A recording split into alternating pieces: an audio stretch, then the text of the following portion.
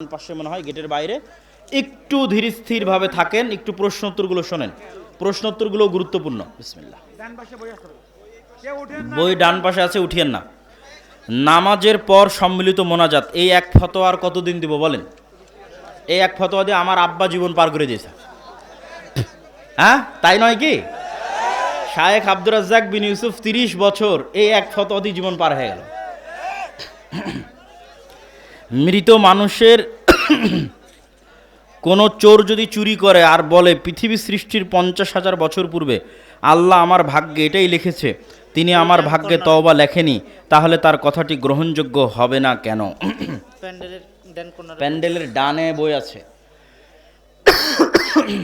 খুব সুন্দর প্রশ্ন।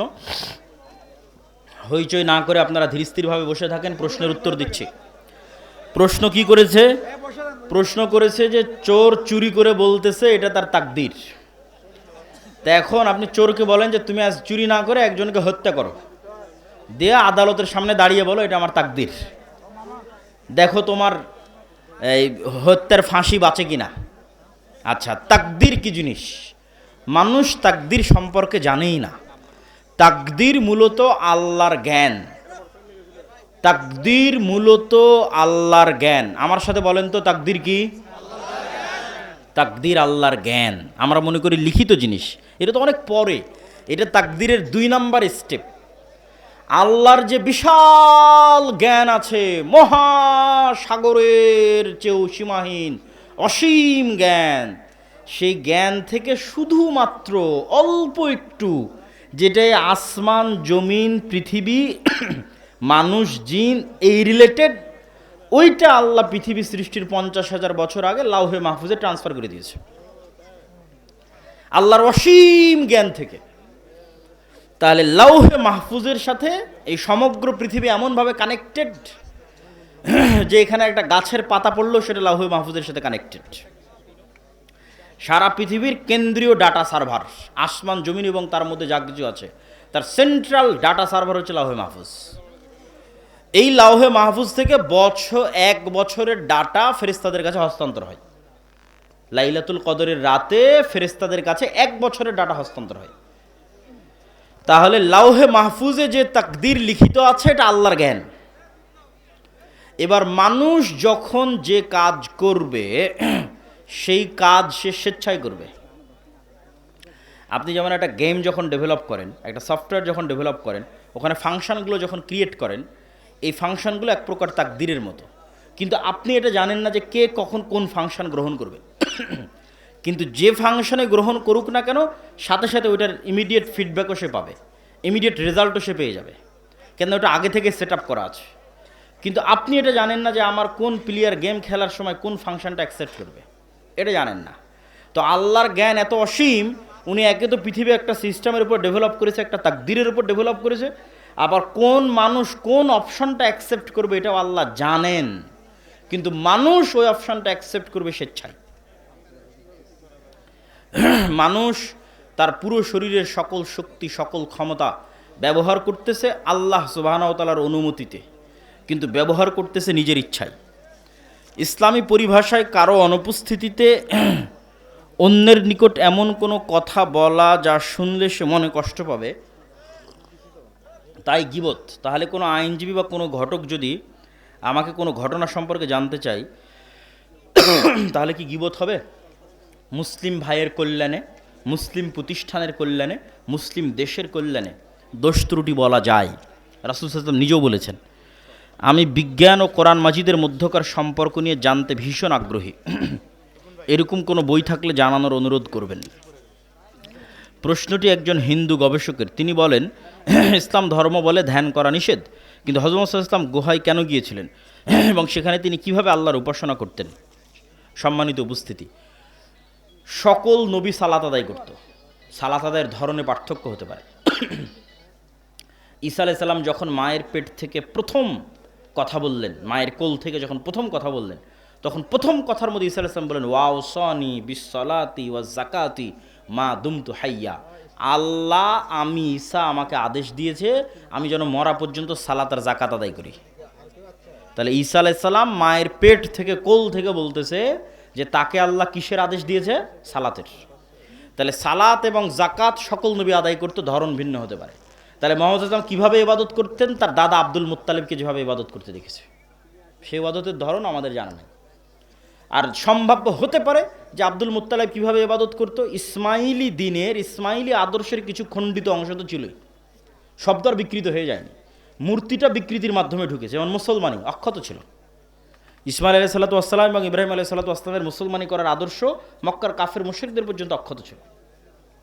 হজ করতে হবে, এটা কাবা ঘর, এটা জমজমের পানি, এগুলো ইতিহাস, এগুলো কালচার ইসমাইল থেকে ফলো আপ হয়ে এসেছে।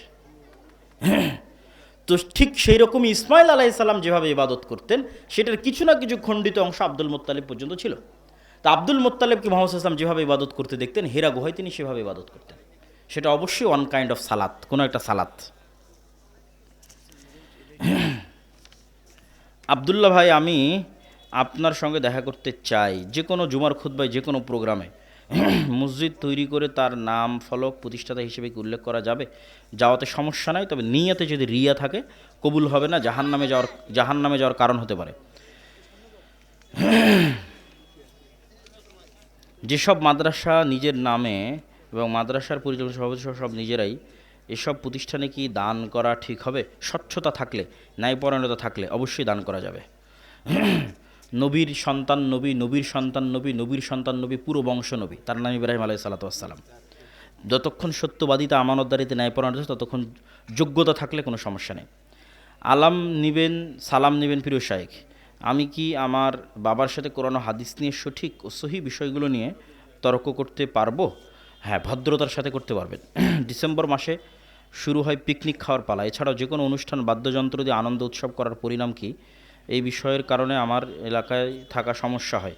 এগুলো সব হারাম, নিশ্চিত হারাম। দাওয়াতি কাজ করতে হবে। যারা বই নিতে চান জরুরি ভিত্তিতে হাতের ডানে, এবং কেউ মাসিকাল ইতিসাম ছাড়া যাবেন না। গত বছর ডাঙ্গিপাড়া মাদ্রাসায় গিয়েছিলাম। আপনার মাদ্রাসায় স্থায়ীভাবে থাকতে চাই। আসলে প্রতিষ্ঠান তো এগুলোতে স্থায়ীভাবে ছাত্র হওয়া ছাড়া, অথবা কর্মচারী বা কর্মকর্তা বা স্টাফ হওয়া ছাড়া স্থায়ীভাবে এমনি থাকার কোনো রাস্তা নেই। একটা হতে পারে দাওয়াইল্লাহর বিভিন্ন কোর্স হয়, সেগুলোতে গিয়ে তুমি থাকতে পারো, কোর্সে অংশগ্রহণ করতে পারো। 20 দিনের কোর্স হয়, যেটা রমজানে হবে। এই যে রমজান আসতেছে, রমজানে হবে, যে কেউ যেতে পারেন। আপনাদের অঞ্চলের যারা শিক্ষিত যুবক শ্রেণী আছে তাদেরকে আমি আহ্বান জানাবো 20 দিনের কোর্সে যেতে। 3 দিনের মাদ্রাসা হয়, সেগুলো আমাদের ফেসবুক পেজে পাওয়া। মক্তবের শিক্ষকদের ট্রেনিং হয়।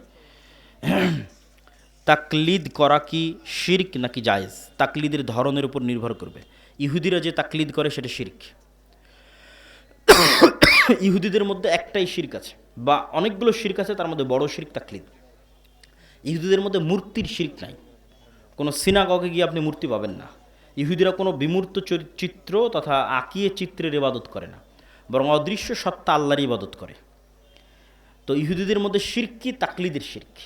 সেটা আল্লাহ কোরআনেও বলেছে যে ইহুদি যারা গুরু, ধর্মগুরু, তারা হালালকে হারাম করে দিলে ওরা হারাম মনে করে, হারামকে হালাল করে দিলে ওরা হালাল মনে করে। যেমন জেনা করা আল্লাহ তাওরাতে হারাম করেছে। 10টা যে আদেশ আল্লাহর তাওরাতে লিখিত আকারে এসেছিল, যেটা এখনকার তাওরাতেও আছে, যেটা এখনকার কোরআনেও আছে, তার মধ্যে জেনা হারাম। তখন ইহুদি এই ধর্মীয় প্রধান যদি বলে যে মুসলমান উমুক দেশের উমুক নেতাকে ফাঁসানোর জন্য আমাদের একজন গোয়েন্দা মহিলা কর্মীর জেনা করা হালাল, তোরা মনে করবে এটাই ইবাদত, বলে নাউজুবিল্লাহ। অথচ আল্লাহর পক্ষ থেকে হারাম করা আছে, এখনকার তাওরাতে হারাম করা আছে। এই তাকলিদের নাম শিরক। আর যদি দলিল ভিত্তিক আমি একজন আলেমের অনুসরণ করছি বা একটা প্রতিষ্ঠানের কথা অনুসরণ করছি দলিল সহ, সরাসরি আমার যতক্ষণ জ্ঞান আছে হালালকে হারাম মনে করা, হারামকে হালাল মনে করার এই ক্ষমতা আমি তাকে দেইনি, ততক্ষণ কোনো সমস্যা নেই। সেটাকে আসলে তাকলিদ বলে না, ওইটাকে আলেম ওলামারা ইত্তেবা বলেছে। উসমান রাদিয়াল্লাহু আনহু থেকে প্রচলন যে জুমার সালাত দ্বিতীয় আজান, এই বিষয়ে কি বলবেন? যারা জুমার সালাতে দ্বিতীয় আজান দেন তারাও একমত যে দ্বিতীয় আজান মুহাম্মদ সাল্লাল্লাহু আলাইহি ওয়াসাল্লামের সুন্নাত নয়। পয়েন্ট বুঝেন। যারা জুমার সালাতে দ্বিতীয় আজান দেন বা দেওয়ার পক্ষে, তারাও একমত যে দ্বিতীয় আজান কার সুন্নাত নয়? মুহাম্মদ সাল্লাল্লাহু আলাইহি ওয়াসাল্লামের সুন্নাত নয়। তাহলে তারা খোলাফায়ে রাশিদিনের সুন্নাত হিসেবে সেটাকে ধরে থাকতে চান। আর আমরা মনে করি রাসূল সাল্লাল্লাহু আলাইহি ওয়াসাল্লামের সুন্নাত বেশি প্রাধান্যপ্রাপ্ত। যাদের কোনো সন্তান নেই তারা কি কোনো সন্তানকে দত্তক নিতে পারবে? নিতে পারবে, তবে পর্দার বিধান অব্যাহত অক্ষত থাকবে, ওয়ারিসের বিধানও নষ্ট করা যাবে না। আবার টাকার বিনিময়ে সমস্যা নেই। কত মদিনায় যাওয়ার সুযোগ আছে? জামিয়া সালাফিয়া থেকে মদিনায় যাওয়ার সুযোগ আছে। জামিয়া সালাফিয়ার সাথে মদিনা ইসলাম বিশ্ববিদ্যালয়ের মহাদালা হয়েছে। শায়েখ আমাদের গ্রামে দুটি মাজার আছে যেখানে মাঝে মাঝে গান বাজনা হয়, সেহেতু বছরের একটি নির্দিষ্ট দিন উরুস মাহফিল নামে গান বাজনা ও গাজার আসর বসে। নাউজুবিল্লাহ মিন জালেক। এগুলোকে প্রতিহত বা প্রতিবাদ করার অবশ্যই চেষ্টা করতে হবে। হযরত আদম আলাইহিস সালামকে সিজদা করেননি তখন দুনিয়ার কোনো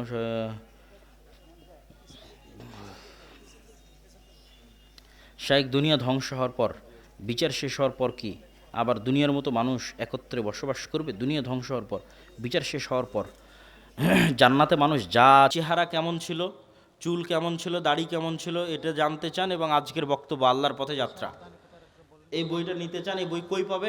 গাড়িতে নাকি না স্টেজে? গেটে, গাড়িতে। আর যারা এই মাদ্রাসায় দান করতে চান তারা একটু স্টেজে এসে আস্তে আস্তে আপনাদের দানগুলো এখানে জমা দিতে পারেন। প্রশ্ন উত্তর ধীর স্থিরভাবে যাবেন। বর্তমান অর্থনৈতিক ব্যবস্থায় ব্যাংক, সুদ এগুলো হালালভাবে করার উপায় কি? বর্তমান যুগে জিহাদের সঠিক অর্থ কি?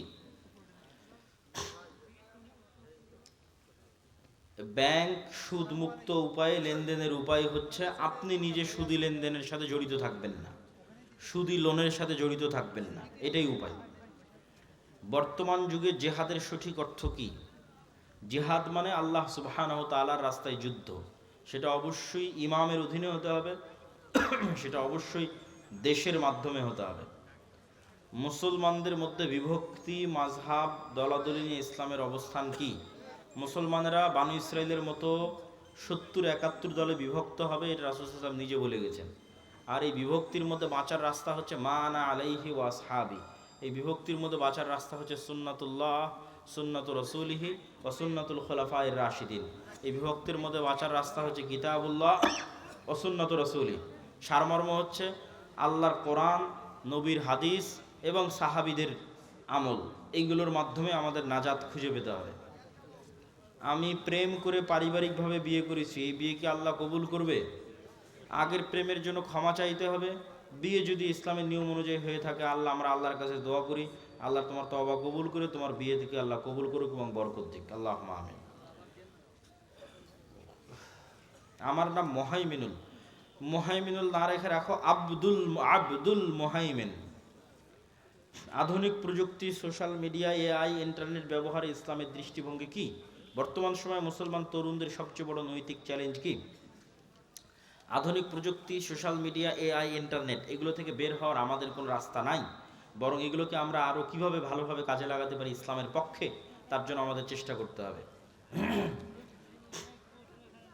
বর্তমান সময়ে মুসলমান তরুণদের সবচেয়ে বড় নৈতিক চ্যালেঞ্জ, আজকে যেটা আলোচনা করলাম এটাও নৈতিক চ্যালেঞ্জ, এর পাশাপাশি অবশ্যই অস্থিরতা, অবৈধ সম্পর্ক, সেটা একটা বড় নৈতিক চ্যালেঞ্জ।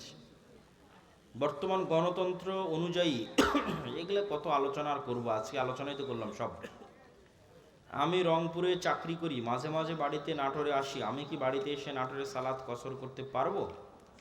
নিজ বাড়িতে থাকার জন্য আসলে কসর করতে পারবো না, কিন্তু সফরের মধ্যে বাড়ি হয়ে যাচ্ছ, এরকম সফর রানিং অবস্থায় থাকলে সেটা সমস্যা নেই।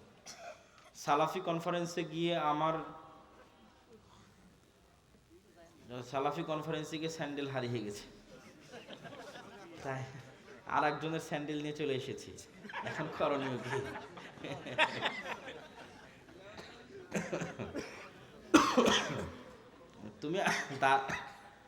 তুমি তার নামে কিছু অর্থ দান করে দিও আল্লাহর রাস্তায়, এখানে আর করণীয় বলার মতো কিছু নাই। আসলে অর্থনৈতিক ইবাদত দিয়ে এই ধরনের ছোটোখাটো ভুল ত্রুটি থেকে বাঁচতে হবে, যেটা বক্তব্যের শুরুতে বলেছি। বাড়িতে বা ঘরের মধ্যে চিকা খুব অত্যাচার করে, এই চিকা কি পানিতে ডুবিয়ে রেখে মারা যাবে? কোনো প্রাণীকে মারতে চাইলে কষ্ট দিয়ে মারা যাবে না, যেটাতে কষ্ট কম হয় সেই উপায়ে মারতে হবে। বিরক্তিকর কষ্টদায়ক প্রাণীকে আল্লাহ নবী মারার অনুমতি দিয়েছেন, সাপ, বিচ্ছু এগুলোকে রাসূল সাল্লাল্লাহু আলাইহি ওয়াসাল্লাম মারার অনুমতি দিয়েছেন, কিন্তু কষ্ট দিয়ে নয়, আগুনে জ্বালিয়ে নয়। ইসলাম কি নারী শিক্ষাকে সমর্থন করে? বর্তমান সমাজের প্রয়োগ কেমন হওয়া উচিত? রাসূল সাল্লাল্লাহু আলাইহি ওয়াসাল্লামের যুগে আয়েশা রাদিয়াল্লাহু তাআলা আনহার কাছে ওমর রাদিয়াল্লাহু তাআলা এবং সাহাবীরা যেতেন মাসলা মাসাইল ফতোয়া নেওয়ার জন্য। তাহলে একটা নারী কি পরিমাণ জ্ঞানের অধিকারী হলে দ্বিতীয় খলিফা ওমরের মতো জ্ঞানী মানুষ আর আব্দুল্লাহ বিন আব্বাস, আব্দুল্লাহ বিন ওমরের মতো জ্ঞানী মানুষেরা তার কাছে যায় যে এটা বুঝতে পারতেছি না, এটার মাসলা কী হবে বলে দেন। তাহলে নারীদের জ্ঞান অর্জনের পথে বাধা হলে তো সেটা ইসলামের প্রথম যুগেই বোঝা যেত। বরং নারীরা জ্ঞানী হলেই তারা তাদের সন্তান সন্ততিকে ভালোভাবে মানুষ করতে পারবে। কিন্তু কোন জ্ঞান অর্জন করতেছে, কিভাবে অর্জন করছে, এটা হলো দেখার বিষয়। জ্ঞান অর্জন করতেই হবে, কোন জ্ঞান? যদি জ্ঞান হয় অশ্লীলতার, সেটা তো আমাদের সমাজকে ধ্বংস করে দেবে। যদি জ্ঞান হয় ফ্রি মিক্সিংয়ের মাধ্যমে, তাহলে ওই জ্ঞানের তো কোনো দাম নাই। ইজ্জত নষ্ট করে, লজ্জা নষ্ট করে, শালীনতা নষ্ট করে জ্ঞানের কোনো দাম নাই। লজ্জা এবং শালীনতা বজায় রেখে দিনের জ্ঞান এবং পাশাপাশি প্রয়োজনীয় দুনিয়ার জ্ঞান। একাই জবাই করতে পারবে, মেয়েরাও জবাই করতে পারবে, কোনো সমস্যা নেই। বিসমিল্লাহ আল্লাহু আকবার বললে পৃথিবীর সব প্রাণী হালাল। যা পৃথিবীর যে সমস্ত প্রাণী হালাল, তার সবই হালাল বিসমিল্লাহ আল্লাহু আকবার বললে। আধুনিক ফ্যাশন ও পোশাকের ক্ষেত্রে পর্দার সীমা কোথায়? পর্দার সীমার নির্ধারণ হবে লজ্জার উপর ভিত্তি করে। মানুষের লজ্জা কতটুকু, মানুষের লজ্জা কতটুকু, এটাই নির্ভর করতেছে এই বিষয়টা নির্ধারণ করার জন্য। আপনি যদি সৌদি আরবে যান, আপনি যদি আফগানিস্তানে যান, তাহলে প্যান্ট শার্ট পরে ঘুরতেও আপনাকে লজ্জাবোধ হতে পারে। কিন্তু বাংলাদেশে আপনাকে প্যান্ট শার্ট পরে ঘুরতে লজ্জাবোধ হবে না, ইউরোপ আমেরিকা লজ্জাবোধ হবে না। তাহলে লজ্জার মাত্রাটা কোন লেভেলে আছে? আবার বাংলাদেশে দেখা যাচ্ছে কেউ যদি হাফ প্যান্ট অথবা 3/4, বিশেষ করে হাফ প্যান্ট পরে ঘুরে, তাহলে লজ্জাবোধ হতে পারে। কিন্তু ভারতেই যদি যান হাফ প্যান্ট পরে ঘুরেন, কোনো লজ্জা নাই। ইউরোপ আমেরিকায় যান, সবাই হাফ প্যান্ট পরে ঘুরতেছে, কোনো লজ্জা নাই। তাহলে এটা লজ্জার মাত্রার উপর নির্ভর করতেছে, 1 নাম্বার। 2 নাম্বার, আল্লাহ সুবহানাহু ওয়া তাআলা যে সীমা দিয়েছে সেটা তো আছে। আল্লাহ পুরুষদের জন্য যে সীমা দিয়েছে সেটা তো আছে, নারীদের জন্য যে সীমা দিয়েছে সেটা তো আছে। কিন্তু সেটার উপরেও যে আপনি বোরখা কেমন পড়তেছেন, আটোশোটো পড়তেছেন কিনা, মুখ ঢাকতেছেন কিনা, এগুলো সব নির্ভর করতেছে অন্তরের লজ্জার উপর। তো লজ্জাশীলা হওয়াটা অন্তরের বিষয়। আপনি বোরখা পরে পুরুষ মানুষের সাথে কথা বললেন, এটা তো পর্দা হলো না।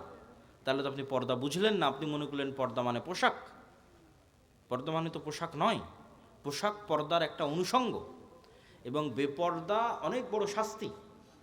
আদম আলাইহিসসালাতু ওয়াসসালাম এবং হাওয়া আলাইহিসসালাতু ওয়াসসালামকে জান্নাতে সর্বপ্রথম শাস্তি দেওয়া হয়েছে উলঙ্গ হওয়ার মাধ্যমে, জামা খুলে নেওয়ার মাধ্যমে। এটা অপমান। কিন্তু আমরা ওই শাস্তি ও অপমানটাকে নিজেদের জন্য সাজসজ্জা এবং ফ্যাশন বানিয়ে নিয়েছি। তাহলে আমাদেরকে আল্লাহ এবং আল্লাহ রসুলের সীমা বুঝতে হবে, এবং ওই সীমার প্রয়োগ হবে অন্তরের তাকওয়া এবং অন্তরের লজ্জা অনুযায়ী। যে মেয়ে যত লজ্জাশীলা, সে তেমন ঢিলে ঢালা পোশাক পরবে। সে তত পুরুষ সমাজ থেকে নিজেকে দূরে রাখার চেষ্টা করবে, পুরুষদের সংমিশ্রণ থেকে। নামাজরত ব্যক্তির কতটুকু সামনে দিয়ে চলাচল করা যাবে? নামাজরত ব্যক্তির সামনে দিয়ে একটা ছাগল চলাচল করে চলে যাবে, এরকম একটা দূরত্ব বজায় রেখে, তথা 2 হাত বা 3 হাত এরকম একটা দূরত্ব বজায় রেখে চলাচল করা যাবে। তবে সেক্ষেত্রে সূত্রা ব্যবহার করা সবচেয়ে ভালো। এবং নামাজি যখন সালাতে দাঁড়াবে, তখনই তিনি সূত্রা দিয়ে সালাতে দাঁড়াবেন, এটা সবচেয়ে উত্তম। মূল কথা হচ্ছে সালাত আদায়কারীর যেন ডিস্টার্ব না হয়। আর সম্পূর্ণরূপে নিষিদ্ধ হচ্ছে তার সিজদার জায়গার মধ্যে দিয়ে অতিক্রম করা। সিজদার জায়গার মধ্যে দিয়ে অতিক্রম করলে সালাত ছেড়ে দিয়ে ওর সাথে মারামারি লেগে যেতে হবে। যে সিজদার জায়গার মধ্যে দিয়ে অতিক্রম করবে, সালাত অবস্থায় তার সাথে ফাইট হবে, মানে তাকে শক্তভাবে বাধা দিতে হবে। সে যেন সিজদার মধ্যে দিয়ে অতিক্রম না করতে পারে, কেননা সে আস্ত শয়তান যে সিজদার মধ্যে দিয়ে অতিক্রম করতেছে। সালাত আদায়কারীর ডিস্টার্ব হয় না, এরকম দূরত্ব বজায় রেখে যেতে হবে। আমাদের কর্জে হাসানা প্রজেক্ট সম্পর্কে একজন জানতে চেয়েছে। এটা আমাদের একটা পরীক্ষামূলক প্রজেক্ট, যদিও উদ্যোগটা অনেক সুদূর প্রসারী। আমরা এখনও আমাদের পরিচিত লেভেলের মধ্যেই কর্জে হাসানা দিচ্ছি, এবং যারা কর্জে হাসানা ফান্ডে জমা রাখতে চাচ্ছে তাদেরটা জমা নিচ্ছি। ধীরে ধীরে আমরা এটা বাড়াবো ইনশাল্লাহ। এক পরিবারে ছেলে ও ছেলের বউ নামাজ পড়ে না, ওই ছেলের খাবার খাওয়া যাবে, পোশাক পরা যাবে। মেয়ে সালাত পড়ে না, তার পোশাক দিলে পরা যাবে। মেয়ে জামাই শুধু খায় এবং ঘরে খাবার খাওয়া যাবে। সালাত যদি একদমই না পড়ে, মানে 5 ওয়াক্ত সালাতেও নাই, জুমার সালাতেও নাই, তাহলে এটা পরিপূর্ণরূপে কাফের, এতে সন্দেহের কোনো অবকাশ নাই। খাতাম আল্লাহ আলা কুলুবিহিম, আল্লাহর অন্তরে মোহর মেরে দিয়েছে। সালাতে অবহেলা করে, ওয়াইলুল মুসল্লিন আল্লাযীনা হুম আন সালাতিহিম সাহুন, পড়ে নিয়মিত নয়, চেষ্টা করে, বাদ চলে যায়, এরকম ব্যক্তিকে সরাসরি কাফের বলা যাবে না, ফাসেক বলতে হবে, তার সাথে খাবার গ্রহণ করা যাবে। আর একদমই সালাতের কোনো নামগন্ধ নাই এরকম মানুষের বাড়িতে যাতায়াত করা, তাদের বাড়িতে খাওয়া দাওয়া করা উচিত নয়, বরং বয়কট করাই উচিত। আসসালামু আলাইকুম। আসসালামু আলাইকুম শায়েখ, মাগরিবের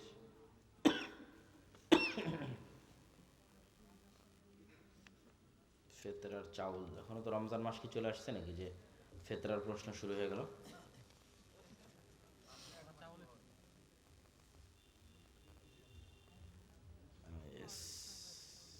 ইসলামী ব্যাংক ডিপিএস, ঠিক আছে, প্রশ্ন উত্তর মোটামুটি শেষ। আমরা বৈঠক শেষের দোয়া পড়ি, সুবহানাকা আল্লাহুম্মা ওয়া বিহামদিকা আশহাদু আল্লা ইলাহা